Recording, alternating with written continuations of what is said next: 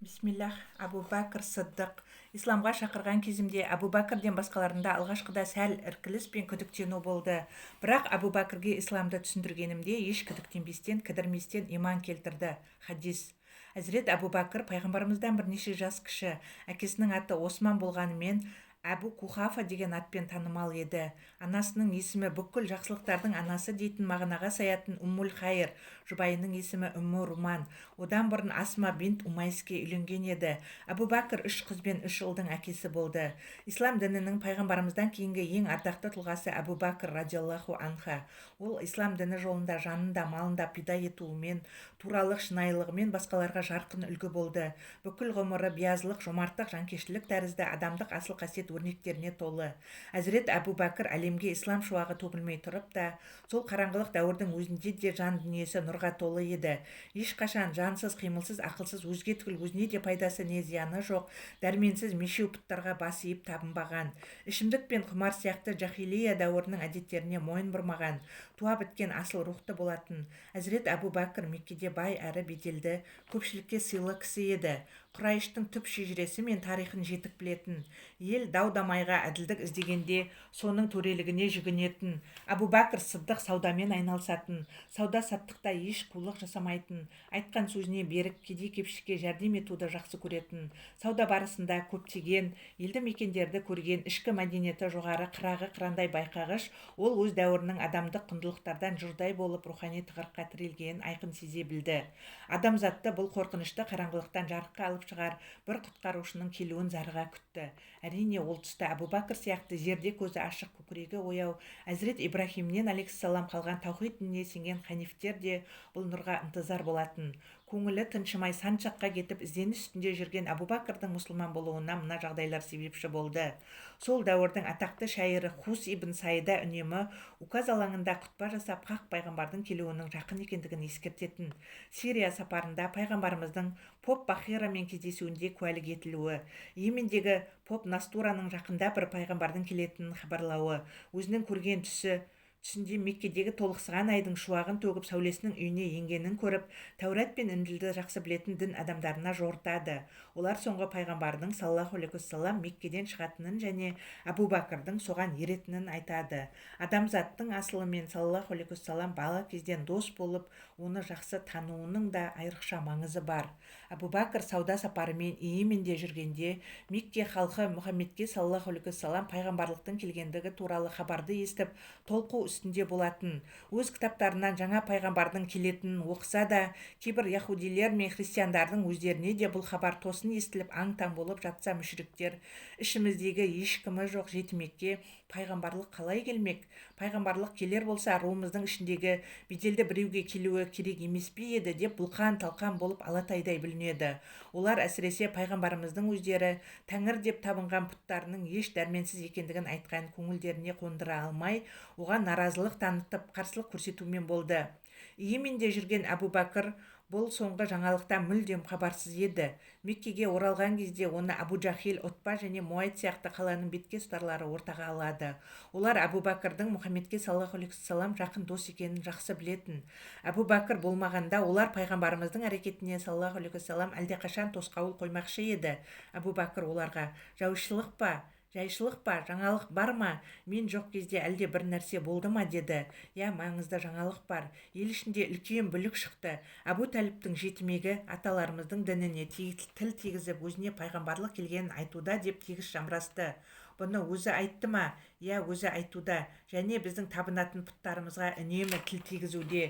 Егер бұны өзі айтқан болса, онда оныкі рас. Абу Бәкір бұл хабарды оның өз аузынан естігісі келіп, сол бетте пайғамбарымыздың үйіне бет алды. Өйткені жақын досы Мұхаммедтің саллаллаху алейхи уассалам жалған сөйлемейтінін ол жақсы білетін. Осы қасиеті үшін оны дүйім жұрт Мұхаммадул Әмин, яғни сенімді Мұхаммед деген жоқ па еді? Абу Бәкірдің жүрегі қуаныштан аттай тулап, пайғамбарымыздың қасынан бір ақ табылды. Пайғамбарымыз оны нұр тұнған көздерімен күлім қағып қарсы алды. Өйткені Абу Бәкірдің өзін қолдайтындығына толық сенетін. Уа Абу Хасым, пайғамбарлығыңды жария еткенің рас па? дейді оған Абу Бәкір келген бойда сұрақты төтесінен қойып. Я Абу Бәкір, мен саған және күллі адамзатқа әлемдердің Раббысының жіберген елшісімін. халықты бір аллаға ғана иман етуге, бұттарға табынудан бас тартуға шақырамын.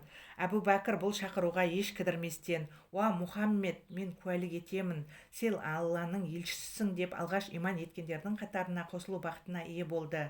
Әбу Бәкірдей бір қауым елге сөзімі өтімді беделді кісінің мұсылманшылықты қабылдауы Әзірет Айша радиаллаху анха анамыздың айтуынша пайғамбарымызды ең қатты қуантқан оқиғалардың бірі болды. Бұл жайлы пайғамбарымыз бір хадисінде: «Исламға шақырған кезімде Әбу Бәкірден басқа да сәл тосырқау мен күмән болды. Бірақ Әбу Бәкірге исламды түсіндіргенімде еш күдіктенбестен, кідірместен иман келтірді» деп оның осы жақсы қасиетін айтқан. Көптен бері нұрды аңсап асыға күткен Әбу Бәкір онсыз да кемеріне келген көңілі мен жүрек сарайын исламға айқара ашып, иләхи мейірімнің шуағына бөленіп, өзін басы бүтін осы ақиқат жолына арнап, үнемі Расулалланың саллаллаху алейхи уассалам қасынан табылып, көктен түсіп жатқан иләхи уақиғаларды жүрегіне нақыштап, халыққа жеткізуде сөзі өтімді жаршыға айналды. Бүкіл адамдардың бұл бақыт нұрынан мақұрым қалмауы үшін жүрек жалыны оттай лаулап бір орында байыз таппады. Әзірет Әбу Бәкір шынайылығымен қоса мәрт мінезді, көңілі жайсаң жан болатын. Мұсылман болған кезде оның 40 000 дирхамы бар еді. Мұның барлығын да ислам жолында жұмсау үшін пайғамбарымызға әкеліп табыс етті. Ол бір жағынан ақылы мен шешендік қабілетіне сүйеніп, исламды үнемі уағыздаумен болса, екінші жағынан кедей мұсылмандарға үнемі материалдық көмек көрсетіп отырды. Өміріне қауіп төніп тұрса да жан тәнімен қабылдаған ақиқат дінін уағыздауға құлшына кірісті. Меккенің көптеген бетке ұстар азаматтарының исламды қабылдауына себепкер болды. Олардың арасында көзі тірісінде жәннатпен сүйіншіленген 10 кісінің алтауы: Әзірет Осман, Талха ибн Убайдулла, Сағыт ибн Абу Уаққас, Абу Убайда ибн Жаррах, Зубайр ибн Ауам, Абдурахман ибн Ауф радиаллаху анхалар бар еді. Бұлармен қоса Осман ибн Мазғун, Абу Салама және Арқам ибн Абу Арқам радиаллаху анхалар Әбу Бәкірдің себепкерлігімен исламды қабылдаған еді. Оның себепкерлігімен мұсылман болғандардың саны 38-ге жетті. Оның күш-жігері мен қайратының арқасында исламның шапағат нұрына бөленгендердің қатары күн санап өсіп жатты. Алайда мүшриктер де қол қусырып қарап қала алмады. Исламды енді ғана қабылдап жатқандарды жаңа сенімнен бас тартқызу үшін қолдарынан келген жамандығын барынша істеп бақты. Сөзбен түйреулерін тоқтатып, күш қолдана бастады. Мұсылмандарды кезіктірген жерлерінде соққыға жығып зәбір көрсетті. Алғашқы кезде мұсылмандар құлшылықтарын еркін орындау үшін Әзірет Арқамның үйіне құпия жиналатын. Оның үйі кіріп шығуға қолайлы, көзден таса, әрі сырттан келген кеткендерді бақылауға оңтайлы еді. Күндердің бірінде осы үйге жиналған сахабалар Алланың бірлігін мүшриктерге ашық түрде жария ету үшін пайғамбарымыздан рұқсат сұрайды. Араларында Әбу Бәкір де бар еді. Алайда пайғамбарымыз оның уақыты әлі келмегендігін, ол үшін мұсылмандардың әлі аз екендігін айтып алғашында рұқсат бермегенді. Бірақ Әбу Бәкірдің табандылық танытуынан кейін олардың айтқанына көнеді. Барлығы жұптарын жазбай Қағбаға барады. Әбу Бәкір мүшриктерге қарап: «Хақ һәм жалғыз Аллаға мадақ, мәңгі бақыт Аллаға иман ету. Оны мойындамай пұтқа табыну өте жаман ғадет. Мағынасы жоқ жахилия әдеттерін тастап Алла елшісінің шақыруына мойынсұныңыздар» деді. Мүшриктер алғашында толқыса да тез арада естерін жинап, мұсылмандарға қарсы майдан ашты. Әбу Бәкірді жерге жатқызып алып, қолдарына түскен нәрсемен ұрып соға бастады. Қаныпезер мүшрик Утба ибн Рабиа табанында шегесі бар аяқ киіммен тепкілеп, оның нәзік бетін қан-жоса қылды. Сол арада Әбу Бәкірдің туыстары көмекке келіп, оны өлім аузынан әзер алып қалды. Өлімші халден есін жиған Әбу Бәкірдің ең алғашқы сұрағы Расулалладан хабар бар ма болды. Есінің кіресілі шығасылы жатқан елемей пайғамбарымызды уайымдап, оған не болды деп сұрай берді. Анасының: «Балам, бір нәрсе ішіп жейсің бе?» деген сұрағына Алланың елшісі қайда, оның жағдайы нешік деп көңілі жай таппады. Анасы хабары жоқтығын айтқан кезде анашым Хаттаб қызы Үміл Жәмилге барып, Расулалланың жағдайының қандай екенін сұратыңызшы деді. Расулалланың жағдайының жақсы екендігін айтып келген хабарға да көңілі толмай, оның жағдайын өз көзімен көргісі келіп тағаты таусылды. Айнала біраз тынышталғаннан кейін кейін қасындағылар Абу Бәкірді қолтықтап арқамның үйіне алып барады. Пайғамбарымызды өз көзімен көрген кезде, әке шешем сенің жолыңда құрбан болсын о Расулалла деп ебіл-дебілі шығады.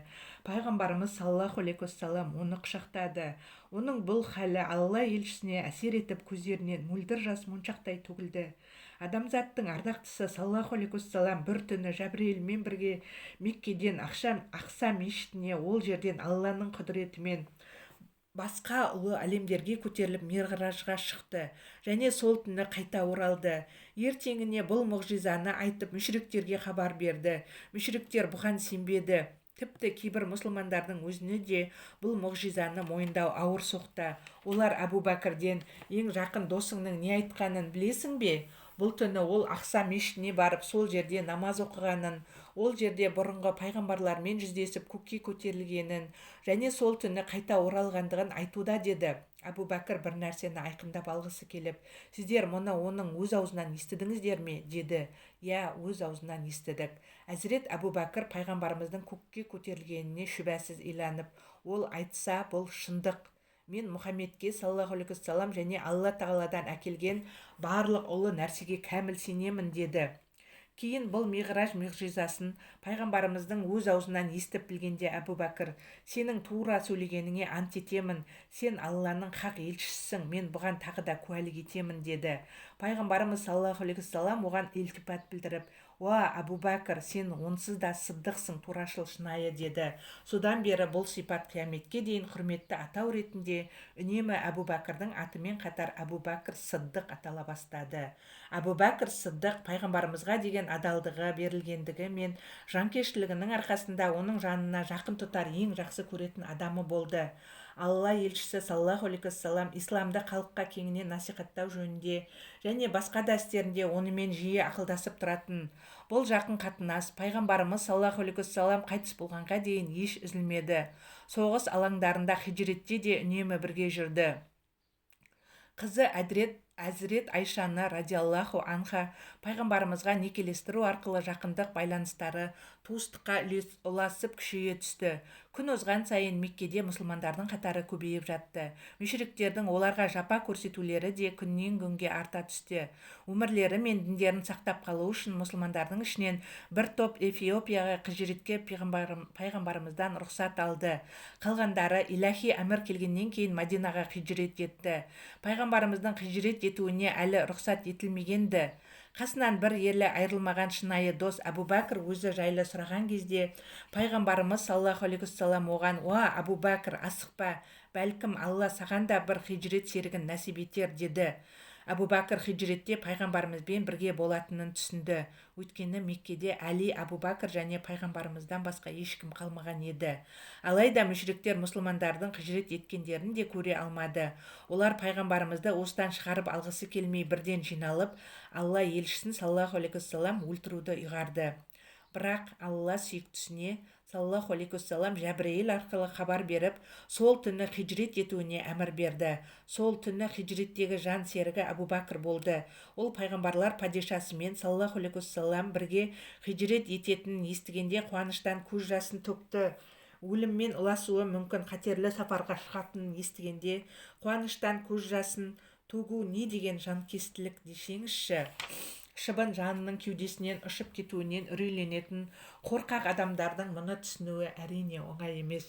Ардақты елші саллаллаху алейхи уассалам сол түні өзінің төсегіне Әлиді қалдырып, Абу Бәкір екеуі ел көзінен жасырынып жолға шықты. Олар Сәуір тауына қарай бет алды. Абу Бәкірдің көңілі толқып, адамзаттың ардақтысына саллаллаху алейхи уассалам зиян келмесін деп қобалжыды. Мүшриктердің оларды байқап іздеріне түсуі мүмкін еді.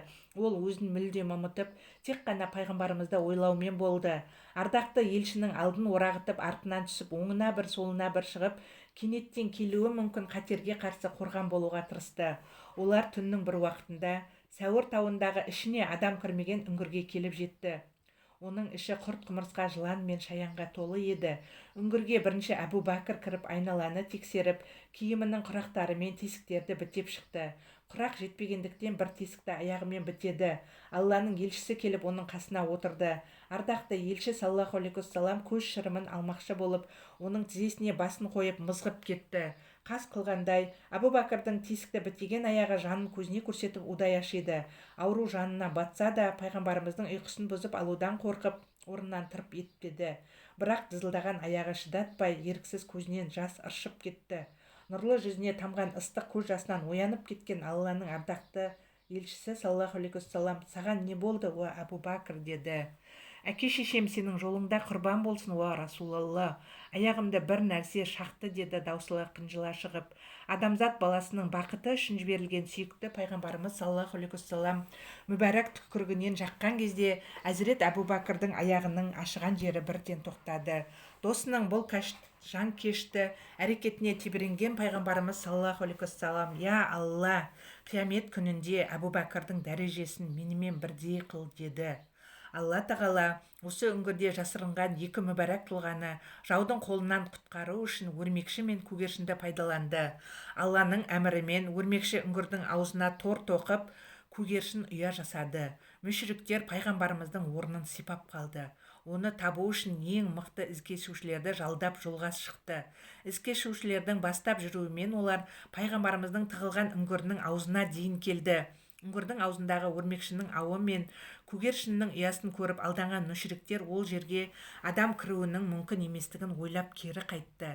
Міне құдіреті күшті Алла дүниеде ең әлсіз өрмекшінің торы мен көгершіннің ұясы арқылы елшісін осылайша қорғап қалды.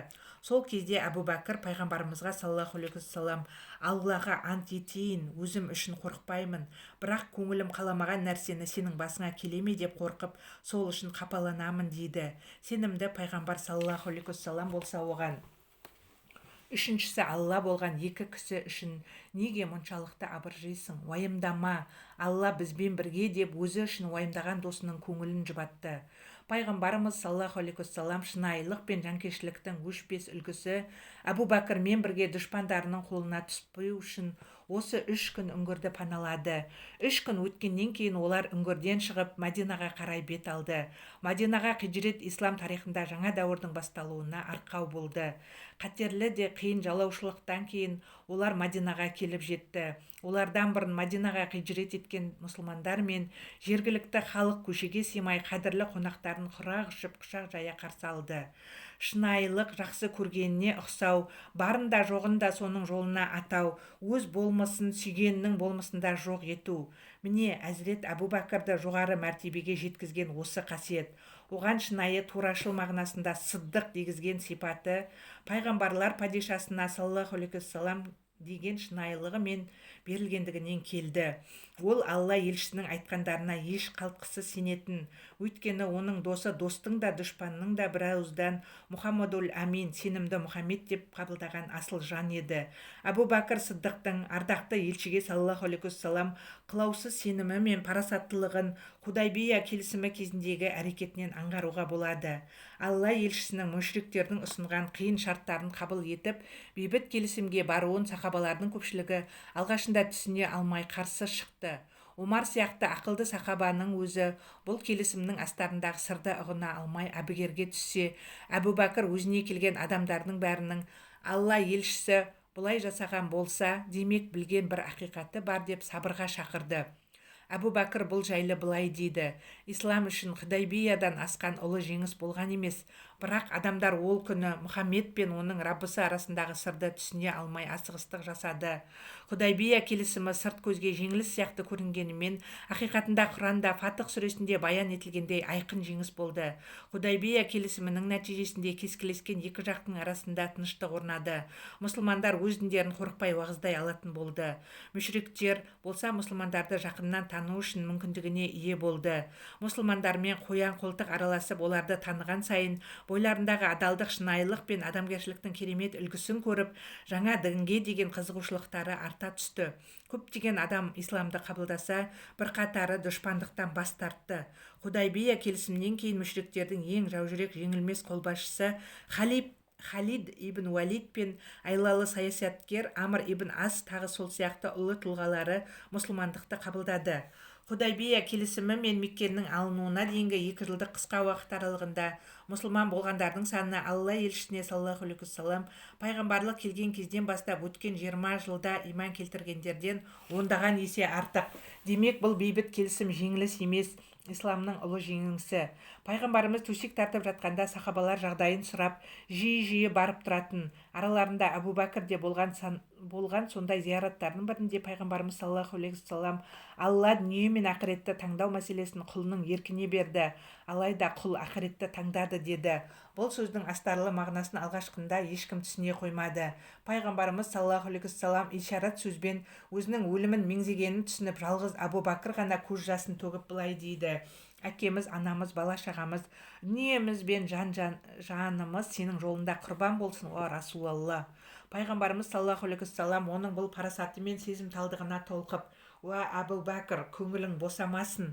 Егер Алладан басқа бір дос таңдар болсам, тек сені таңдар едім. Алайда арамызда ислам бауырластығы мен сүйіспеншілігі бар. Бұл бәрінен де қымбат дегеннен кейін Абу Бәкір үшін ашылған есіктен өзге мешіттегі барлық есіктер жабылсын деді. Бұл оқиғадан бірнеше күн өткен соң пайғамбарымыздың саллаллаху алейхи уассалам денсаулығы жамағатқа намаз оқыта алмастай дәрежеде нашарлап кетті. Пайғамбарымыздан намаздың кімді оқытатынын сұрағанда: Абу Бәкірге айтыңыздар, намазда имам болсын деді. Пайғамбарымыздың Абу Бәкірге жамағатқа намаз оқытуды тапсыруы мұсылмандар үшін пайғамбарымыздан кейін халифа болатындығына ишарат еді. Бұдан кейін ол мұсылмандарға имам болып 17 рет намаз оқытты. Тіпті бір таң намазында пайғамбарымызға имамдық ету бақытына да ие болды. Пайғамбарымыз жаратушысына жанын тәслім еткен кезде Абу Бәкір басқа жерде болатын. Халық қара жамылып аза тұтып жатты. Абу Бәкір хабар жете салысымен ешкімге тіл қатпастан құстай ішіп бірден Расулалланың бөлмесіне кірді. Бетінде жабылған матаны көтеріп пайғамбардың маңдайынан сүйді. Содан кейін нар тәуекелге бел буып тағдырдың жазғанына мойынсұнып былай деді: біз бәріміз Алланың құлдарымыз және оған ораламыз. Әке-шешем сенің жолыңда құрбан болсын. Сен тірі кезде әдемі едің, жаның кеудеңнен ұшып кетсе де, ажарың атқан таңдай арайланып қала беріпті. Алла тағала саған өлім ауыртпалығынан басқа бір қайғы бермейді. Бұл белесті де артқа тастадың. Мұнафықтар пайғамбарымыздың көз жұмған сәтін қапа жібермей, аярлыққа басып, тағы бір лаң шығарып бүлік бастады. Мұхаммед егер пайғамбар болса өлмес еді деп, мұнафықтар мұсылмандардың жан күйзелісін пайдаланып, рухтарын түсіруге тырысып бақты. Айтылған бұл ауыр сөздерге одан әрі төзе алмаған асыл ер Омар радиаллаху анха қылышын қынынан суырып: Расулалла өлген жоқ, кімде-кім оны өлді десе, мына қылышыммен басын кеудесінен ұшырамын деді. Осы кезде Абу Бәкір салқынқандылық танытып, сахабалардың пайғамбарымызға деген сүйіспеншіліктерінен туындаған рухтары мен көңілдеріндегі терең тебіреністі басқа оқиғалар арқауында желі боларын ойлап, бұған дер кезінде тосқауыл қоя білді. Ол: кімде-кім Мұхаммедке құлшылық еткен болса, біліп қойсын, ол өлді. Кім Аллаға құлшылық еткен болса, ол бақи, өлімсіз және өлмейді. Алла тағала Құранда: Мұхаммед ақиқат жаршысы ретінде жіберілген елші ғана. Одан бұрында талай елшілер келген. Егер ол ажалы жетіп көз жұмса немесе өлтірілсе, сендер кері кетіп діннен шығасыңдар ма? Кімде-кім кері кетіп діннен шықса, онысымен Аллаға мысқалдай да зиян тигізе алмайды. Алла тура жолда жүрудің қадірін түсініп, шүкіршілік етушілерді жақында мол сый-сияпатқа бөлейді. Әли Имран 144 деген аятты оқыды да: Алланың діні өмір сүре береді. Алла дінін кемеліне жеткізеді. Алла өзінің дініне жәрдем етіп, оның туын жоғары желбіретер адамның көмекшісі болады.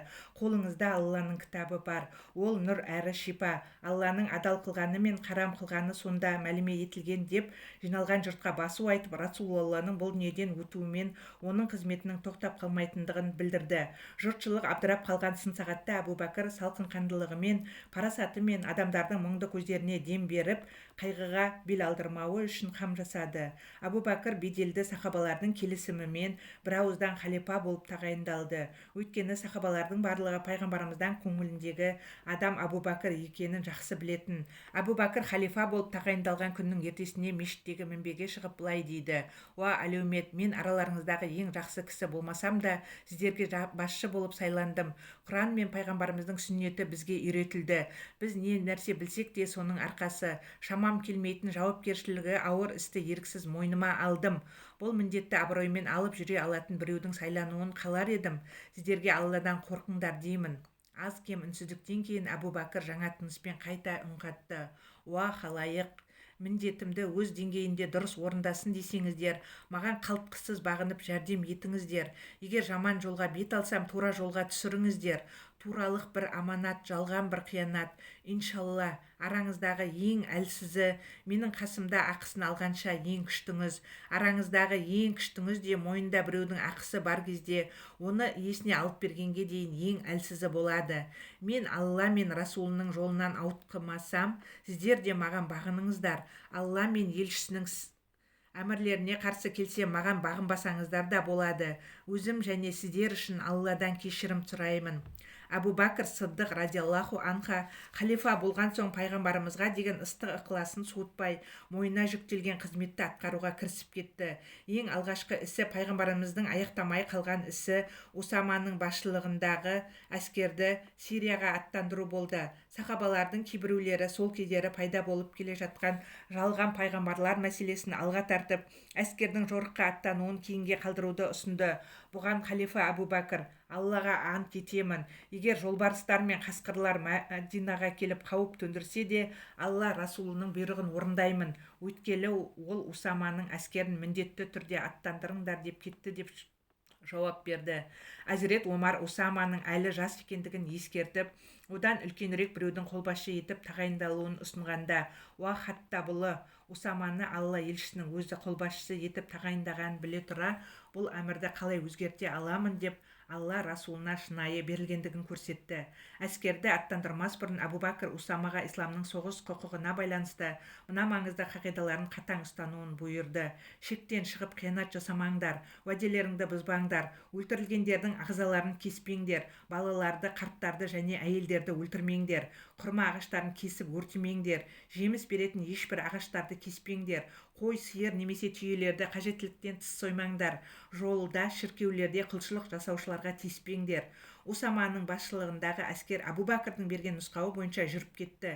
Гректерге кезікпеді, бірақ кері қайтар жолда діннен шыққан қозағалықтардың бір тобын ойсыратты. Осылайша әрі Алла елшісінің әмірі орындалды, әрі бас көтеріп келе жатқан үлкен бір бәлекеттен мұсылмандар аман қалды. Бұл жауапкершілігі мол халифалық істің қиындығы жайлы Абу Бәкірдің қызы Айша радиаллаху анха анамыз былай дейді: бұл міндет тауға жүктелер болса, оны тас-талқан етерліктей ауыр міндет. Бірақ Абу Бәкір бұл міндетті Алланың қолдауы мен мұсылмандардың жәрдемінің арқасында ең жақсы түрде атқарды. Халифа болып тұрған кезінде Құран мен хадисте ашық бір дәлел табылмаған мәселелерді сахабалармен кеңесіп келісіп шешетін. Әзірет Абу Бәкір біреуге жауапкершілігі мол істі жүктеген кезде сол адамның қабілетіне қарап лайықтыларын қапысыз таңдап тағайындай алатын кемеңгер басшы еді. Мысалы, оның қаржы істеріне пайғамбарымыздың үмбеттің сенімдісі деп атаған Абу Убайда ибн Жаррахты, құқық істеріне әділеттің үлгісі Омар Фаруқты, жазу және тіркеу істеріне Уақиды, жазып алушылардың Заид ибн Сәбитті тағайындауы бұған айғақ бола алды.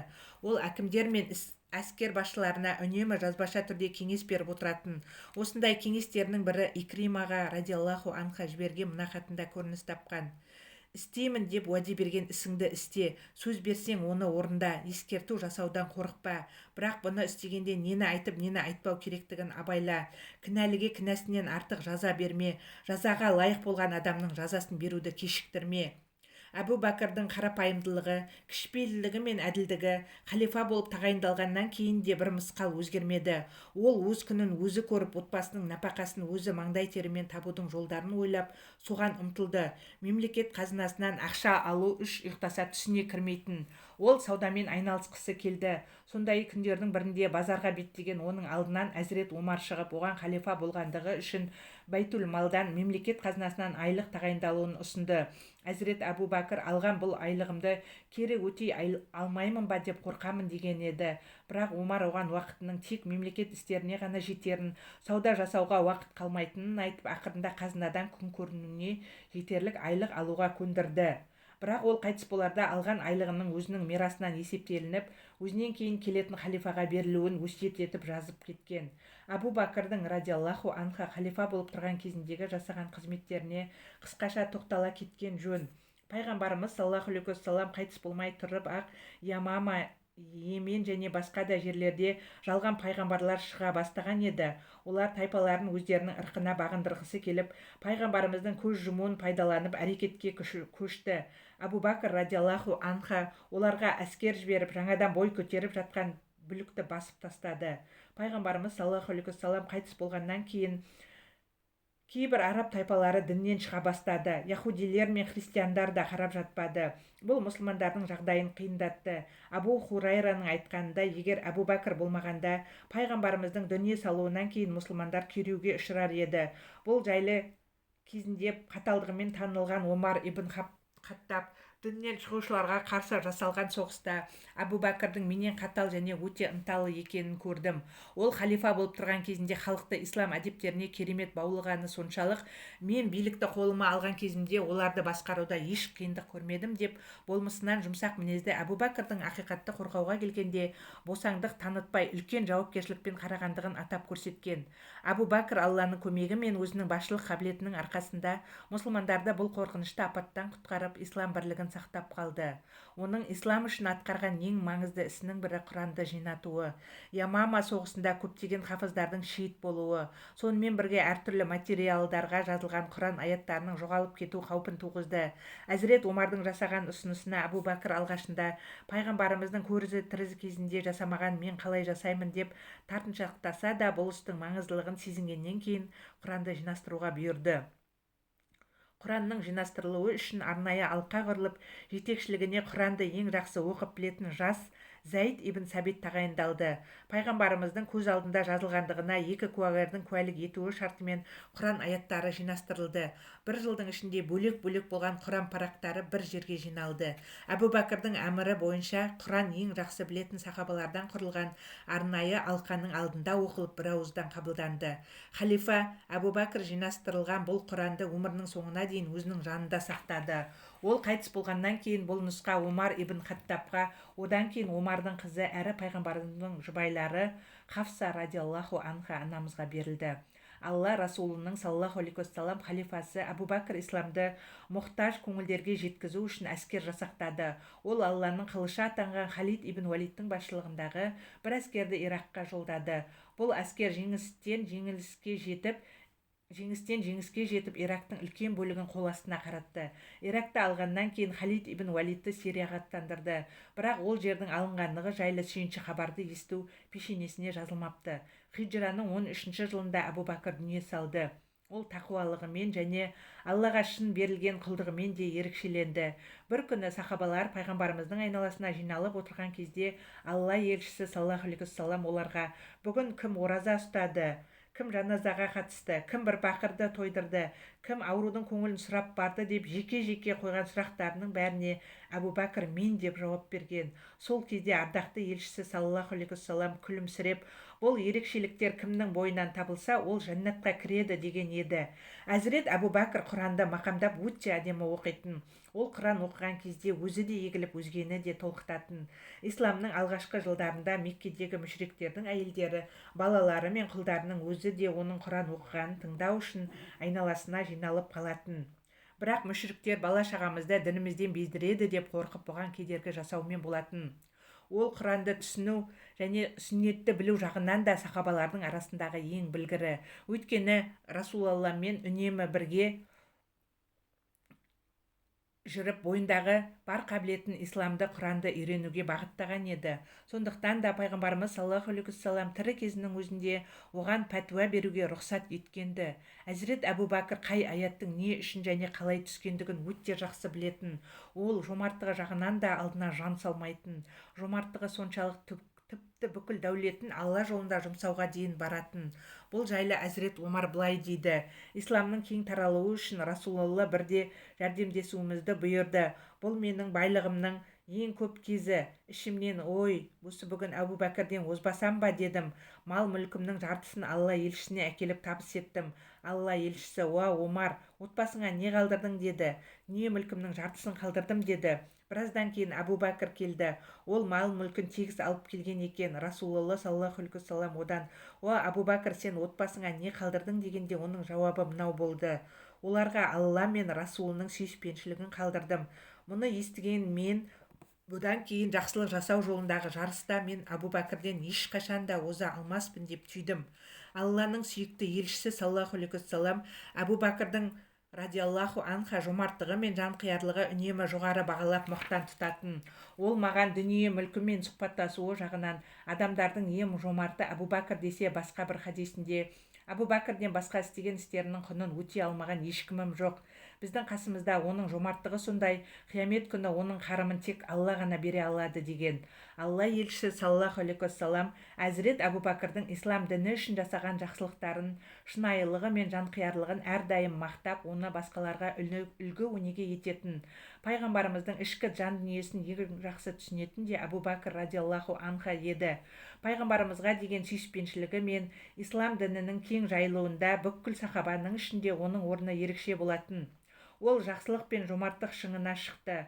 Оның өмірі мен қызметтерін толық қамтып айту өз алдына бөлек кітап жазуды қажет етеді.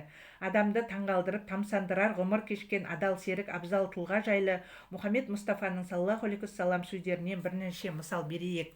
Ибн Умар былай дейді: пайғамбарымыз саллаллаху алейхи уассалам үйінен шығып мешітке кірді. Оң жағында Абу Бәкір, сол жағында Умар бар еді.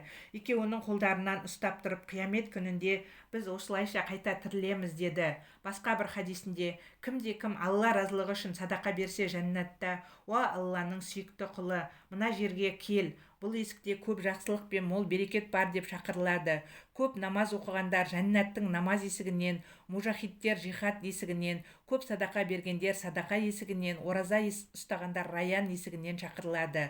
Осы кезде Абу Бәкір ас-Сыдық та сол жерде еді. Әке-шешем жолыңда құрбан болсын, уа Расулалла. Бір адамның бұл есіктердің бәрінен бірдей шақырылуы мүмкін бе деді. Пайғамбарымыз: иә, мүмкін, сенің осындай шақырылғандардың бірі болатынына үміт етемін деді. Бір күні пайғамбарымыз саллаллаху алейхи уассалам мешітте отырған кезінде Абу Бәкір мен Омар ішке кірді. Расулалла оларды көріп: мен сіздермен қуаттандырған Аллаға мадақ деді.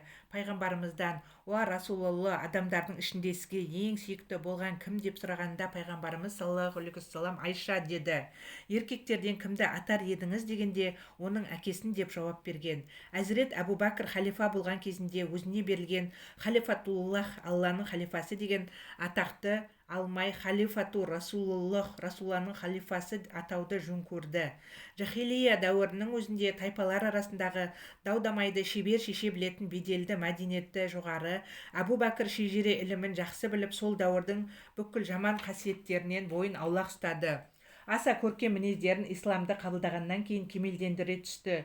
Сүйікті пайғамбарымыз саллаллаху алейхи уассалам бүкіл істерінде өзімен кеңесіп отыратындығы үшін оны пайғамбар уәзірі деп те мақтаған. Әзірет Алиден Абу Бәкір радиаллаху анха жайлы сұрағанда, ол бәрімізден озды. Аллаға ант етемін, біз қандай да бір іске ұмтылсақ, Абу Бәкір бәріміздің алдымызда жүретін деген екен. Міне, Алла елшісінің құрметіне ие болып, артында аңызға толы өмір қалдырған Әзірет Абу Бәкір радиаллаху анха хиджраның 13-ші жылы 22-ші Жамадул ахирда 63 жасында дүниеден озды. 2 жылдан аса уақыт халифа болған ол артында бір саумал түйе, бір қызметші және ішінде сүт саулатын бір ыдыс қана қалдырыпты. Ол қайтыс болмай тұрып, халифалығы кезінде өзіне тағайындалған айлығының қажеттілігінен артылып қалған бөлігін Әзірет Омарға берілуін өсиет етіп кетіпті. Омарға бұл аманат табысталғанда ол: Алла Абу Бәкірге рахмын жаудырсын, ол Абу Бәкір, өзіңнен кейінгілердің орындауы қиын үлгі өнегеге толы өмір қалдырдың ау деп көз жасын төкті.